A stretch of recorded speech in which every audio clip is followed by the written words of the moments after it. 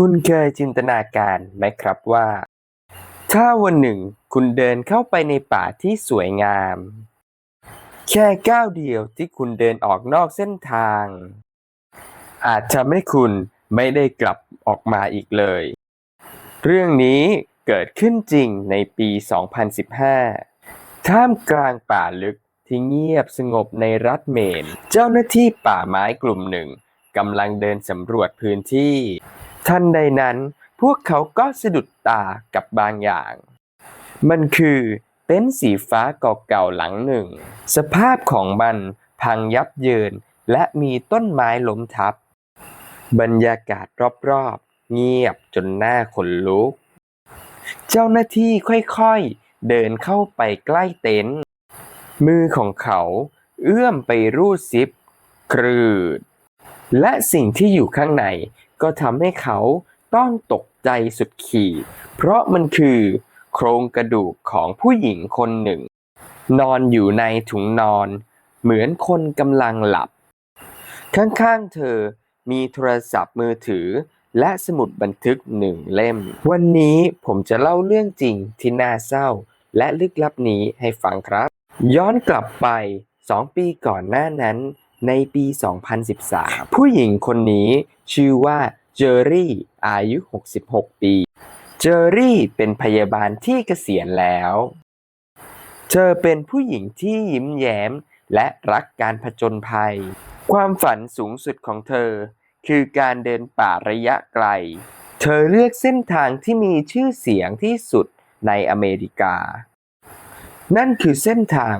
Appalachian Trail สามีของเธอชื่อจอร์จขับรถมาส่งเธอที่จุดเริ่มต้นพวกเขานัดกันว่าอีกไม่กี่วันจะเจอกันที่จุดนัดพบข้างหน้าเจอรี่เริ่มเดินป่าด้วยความสุขเธอเดินผ่านต้นไม้ใหญ่ผ่านลำธารและฟังเสียงนกแต่แล้วในวันที่ 22 กรกฎาคมเหตุการณ์ที่ไม่คาดฝันก็เกิดขึ้นขณะที่เดินอยู่เจอรี่รู้สึกปวดท้องเธอต้องการเข้าห้องน้ำแต่ในป่าไม่มีห้องน้ำเธอจึงตัดสินใจเดินออกนอกเส้นทางเธอคิดในใจว่าฉันจะเดินไปหลังพุ่มไม้นั้นแค่แป๊บเดียวเดี๋ยวก็กลับมาเธอวางกระเป๋าเป้ทิ้งไว้แล้วเดินเข้าไปในป่าทึบหลังจากทำธุระเสร็จเธอเงยหน้ามองรอบๆแต่สิ่งที่เธอเห็นมีแต่ต้นไม้ที่หน้าตาเหมือนกันไปหมดเธอพยายามเดินกลับไปทางเดิมแต่ไม่เจอทางออก10 นาทีผ่านไปไม่เจอถนน30 นาทีผ่านไปก็ยังไม่เจอตอนนี้หัวใจของเธอเริ่มเต้นแรงตึกตักตึกตักเจอรี่รู้ตัวแล้วว่าฉันหลงทางแล้วมือของเธอสั่นขณะหยิบโทรศัพท์มือถือออกมาเธอรีบพิมพ์ข้อความส่งหาสามีข้อความเขียนว่าฉันหลงทางช่วยฉันด้วยแต่เมื่อเธอกดส่งหน้าจอขึ้นว่า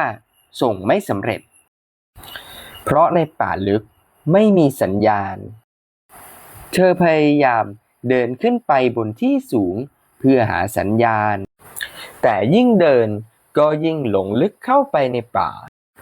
พระอาทิตย์เริ่มตกดินความมืดเริ่มปกคลุมป่า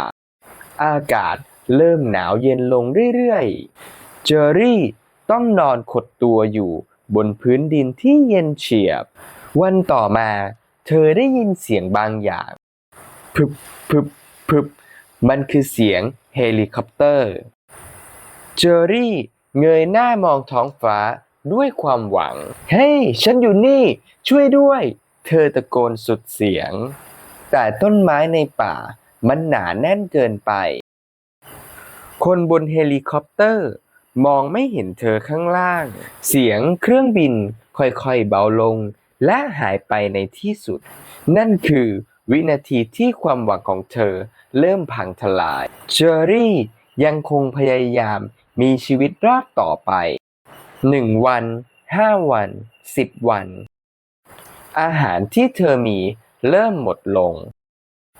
น้ำดื่ม ก็หาไม่ได้ เธอเริ่มอ่อนแรง ในวันที่ 26 ของการหลงป่า เจอรี่รู้ตัวว่าเธอคงไม่รอดแล้ว เธอหยิบสมุดบันทึกเล่มเล็กๆขึ้นมาเป็นครั้งสุดท้าย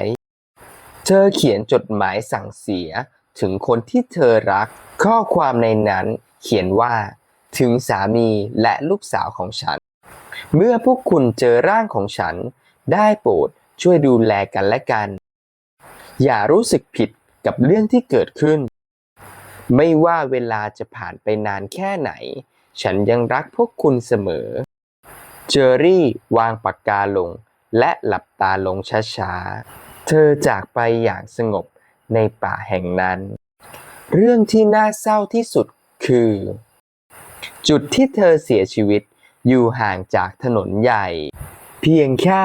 2 กิโลเมตรเท่านั้น ถ้าเธอเดินไปถูกทิศเธอจะใช้เวลาแค่30 นาที แต่เพราะป่าทึบทำให้เธอเดินวนอยู่ที่เดิม เรื่องเล่านี้สอนให้เรารู้ว่าธรรมชาติสวยงามเสมอ แต่ก็อันตรายเสมอเช่นกัน การเตรียมตัวให้พร้อมจึงสำคัญที่สุด ก่อนจบรายการผมมีคำถามทดสอบความเข้าใจ2 ข้อครับคำถามที่1ทำไมข้อความขอความช่วยเหลือถึงส่งไม่ไปกโทรศัพท์แบตหมดหรือขอไม่มีสัญญาณโทรศัพท์คำถามที่2เจอรี่มีชีวิตรอดอยู่ในป่ากี่วันก26 วันหรือขอ2 ปีลองพิมพ์คำตอบของคุณลงในคอมเมนต์ด้านล่างนะครับหวังว่าเรื่องเล่านี้จะเป็นบทเรียนที่ดีให้กับทุกคนแล้วพบกันใหม่ในคลิปหน้าสวัสดีครับ